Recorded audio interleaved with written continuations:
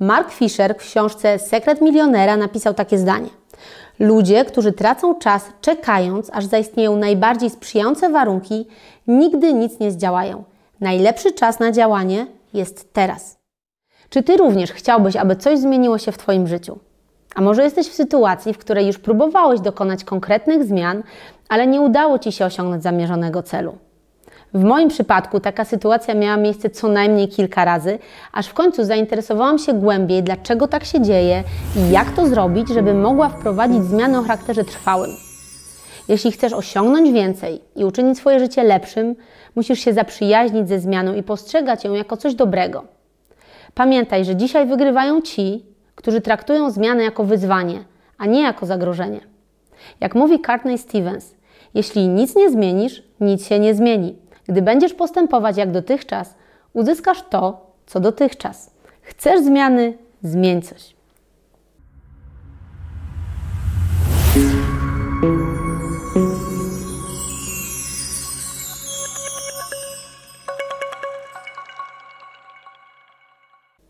Cześć, ja mam na imię Agnieszka i w tym filmie pokażę Ci praktyczne wskazówki, jak możesz skutecznie wprowadzać różnego typu zmiany w Twoim życiu.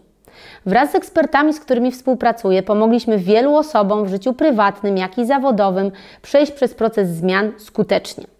Okazuje się bowiem, że zmiany w zakresie zarządzania firmą również należy zacząć od przekonania ludzi, aby zmienili konkretne wzorce zachowań. Żeby móc się rozwijać, żeby żyło nam się lepiej, po prostu trzeba wprowadzać zmiany. Co ważne, nie muszą one od razu być spektakularne, ale dobrze, żeby były wprowadzane w ogóle. Możliwe, że od dawna o nich myślisz, ale ciągle odkładasz je na bliżej nieokreślone jutro. No to kiedy jest ten dobry moment na zmianę? Zawsze. Najlepiej od dzisiaj, a nie od jutra. Jeśli już wiesz, co na dzień dzisiejszy najbardziej chciałbyś zmienić i na jakim etapie wprowadzania zmian jesteś obecnie, to przedstawię Ci teraz 10 punktów, które zawierają najważniejsze informacje o tym, jak tę zmianę przeprowadzić skutecznie. Punkt pierwszy brzmi groźnie. Przygotuj się na ból. Wiem, że brzmi to zniechęcająco, ale chodzi tutaj o to, że musisz pozwolić sobie na przeżycie związanych ze zmianą trudnych emocji, bo one na pewno pojawią się na jakimś etapie. Może to być smutek, zwątpienie, pojawią się w Twojej głowie pytania, czy dam radę. Może pojawić się złość, że nie udało się osiągnąć wszystkiego od razu według zamierzonego planu. Może się pojawić nawet ból fizyczny, szybsze bicie serca czy chwilowe trudności ze snem. To całkowicie normalne. Te emocje wiążą się z naszymi lękami, które towarzyszą zmianie. Nie oznaczają jednak, że podjąłeś złą decyzję. Aby się tego dowiedzieć, potrzebujesz po prostu znacznie więcej czasu.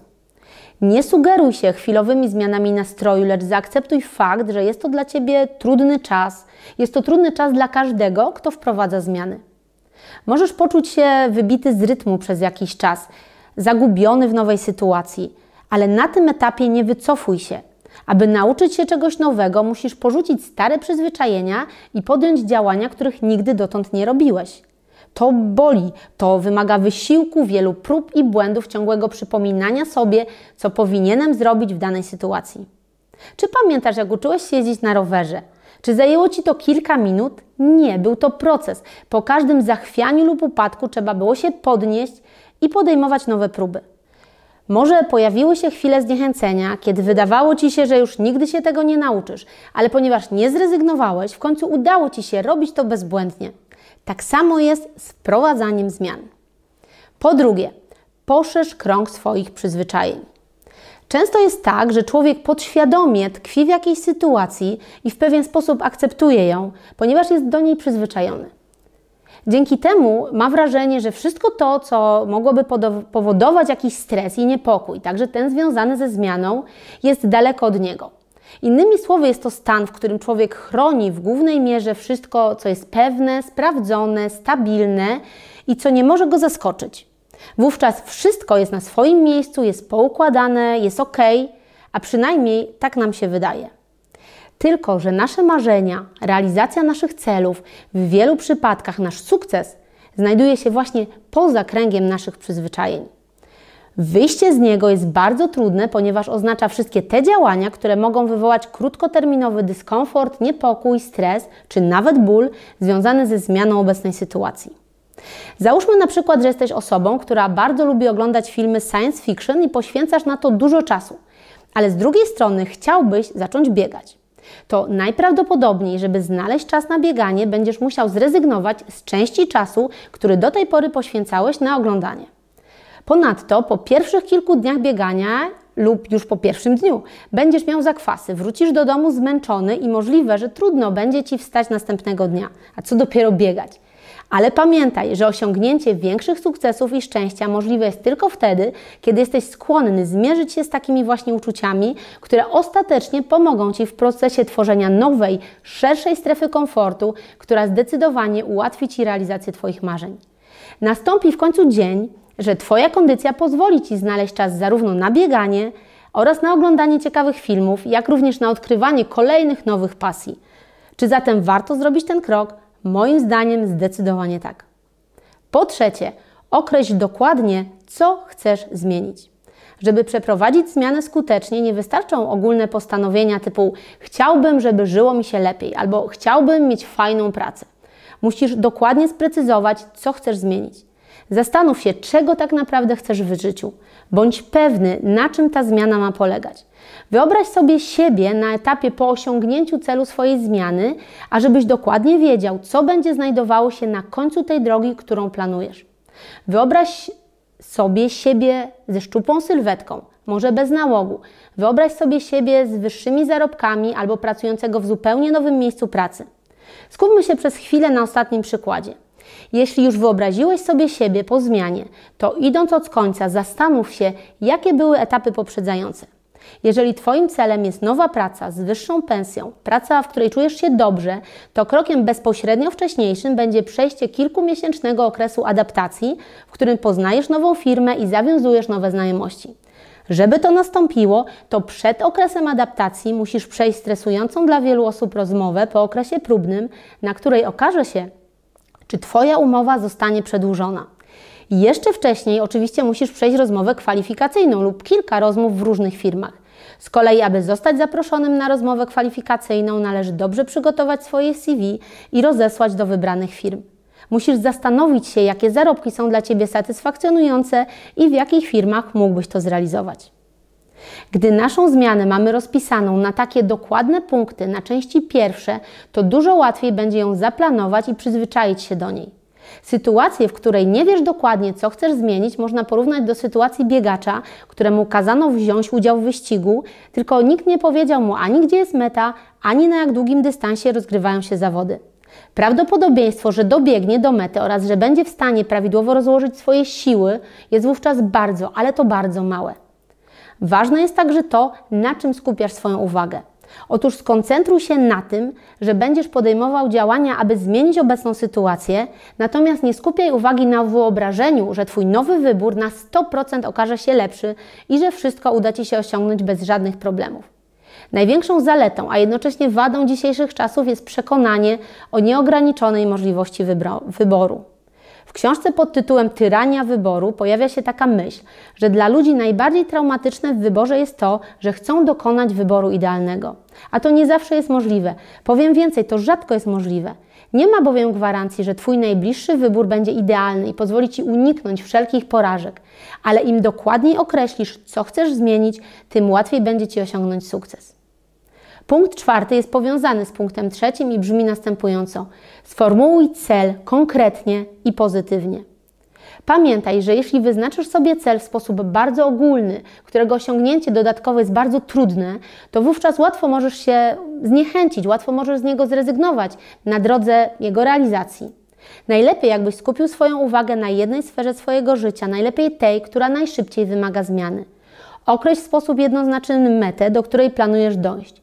Przykład takiego zbyt ogólnego celu może brzmieć: chcę być szczęśliwy lub chciałbym lepiej mówić po angielsku, albo chcę schudnąć, czy też chciałbym się kiedyś zdrowo odżywiać.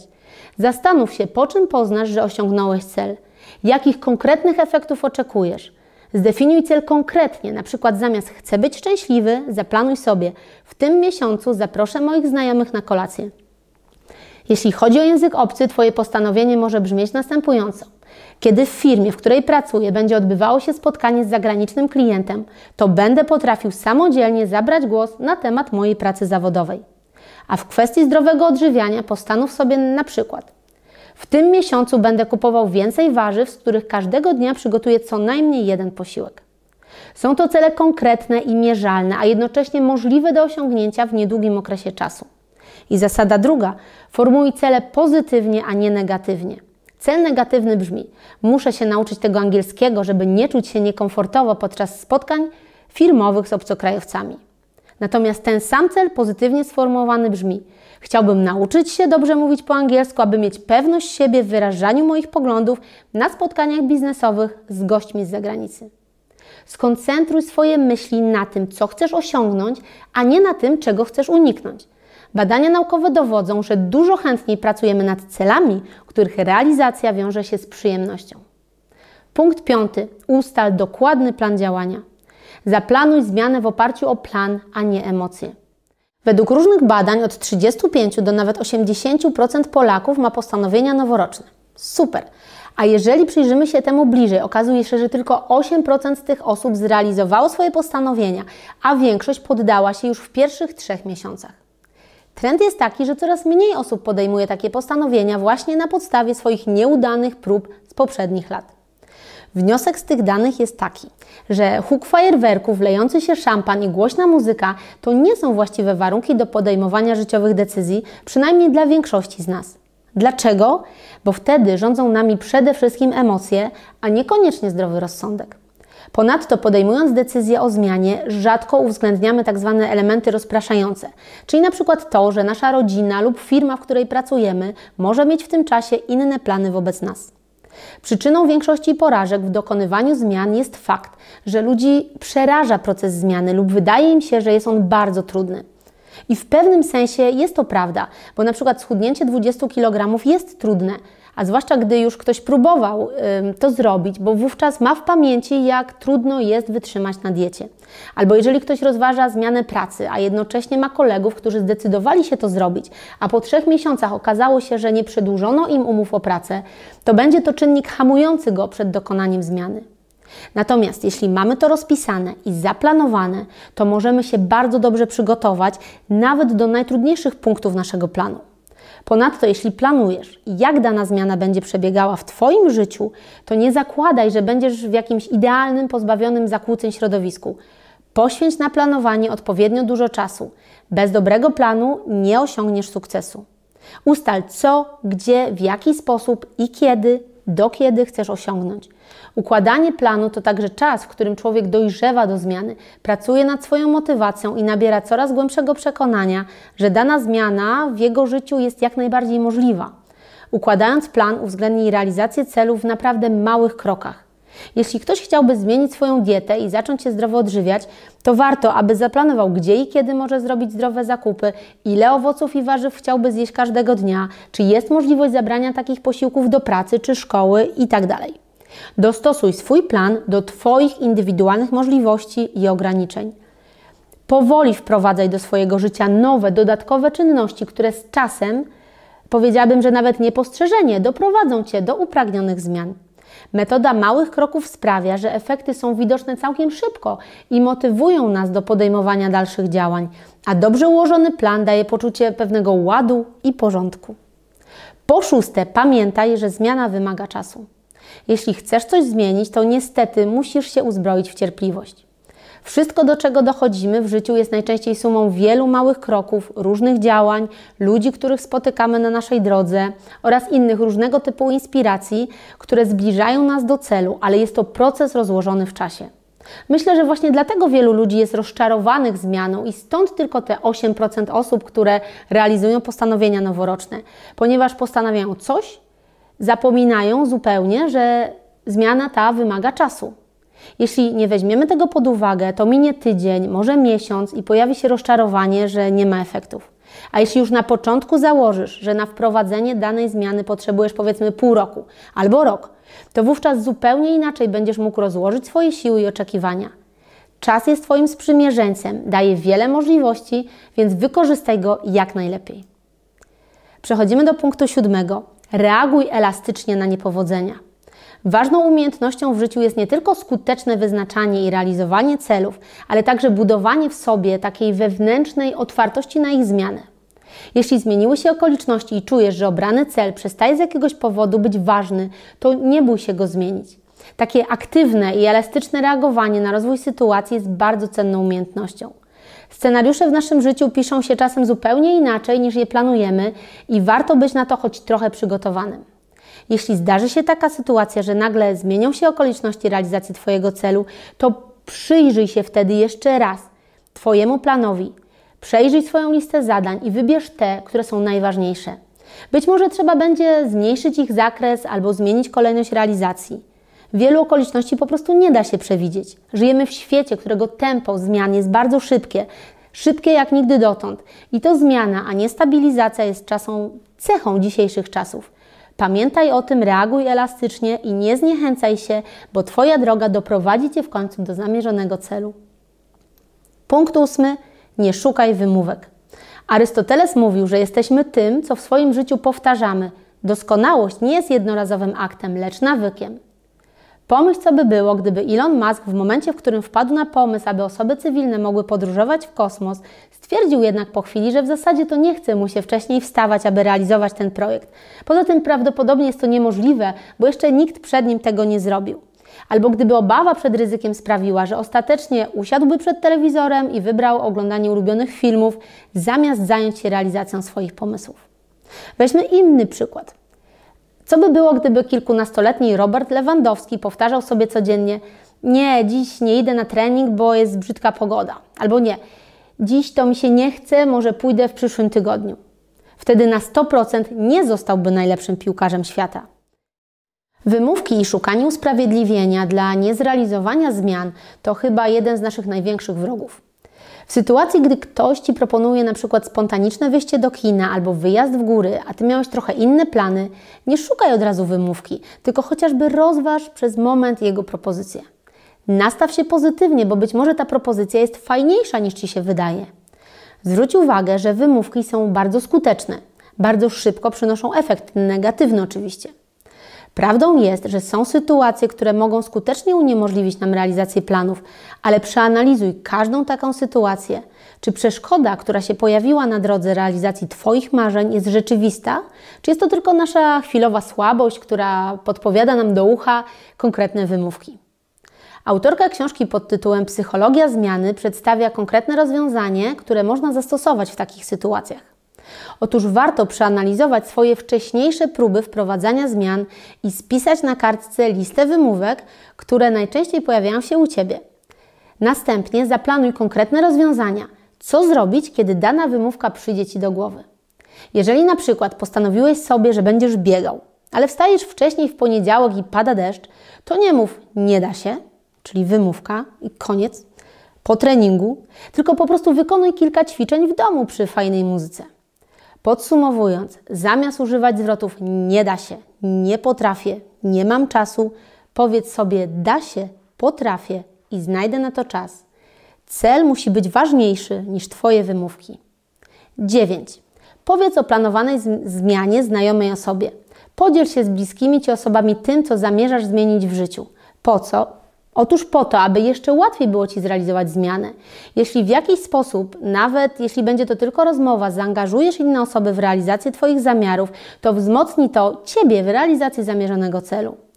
Zebranie się na odwagę i głośne wypowiedzenie tego, co zamierzamy zrobić, jest jednocześnie pewną pozytywną formą wywierania presji na samym sobie. Jeśli powiemy innym o zmianach, które planujemy, to będziemy bardziej zmotywowani do tego, aby się wywiązać z rezultatów. Moim zdaniem jest tutaj jeszcze jedna bardzo ważna rzecz.